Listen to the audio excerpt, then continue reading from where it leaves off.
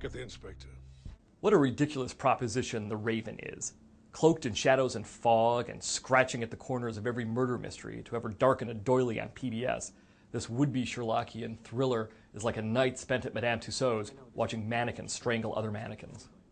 John Cusack plays writer and poet Edgar Allan Poe, whose last week in 1849 Baltimore is spent in pursuit of a killer taking images from Poe's famously macabre stories and making them real.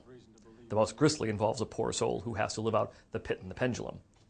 Poe, a perpetually penniless, often drunk blowhard who stalks the cobblestone streets in a cape and goes home to his pet raccoon, soon realizes the murders are coming from his stories. A few newspapers have gained a little favor. The Pit and the Pendulum, when was it published? 42. Tales of ratiocination.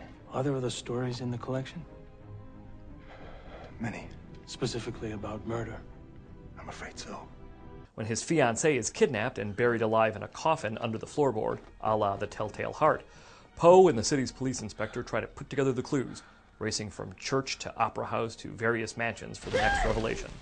Poe himself must provide a running commentary per the killer's instructions, penning dreadful little tales ordered to appear in each morning's newspaper.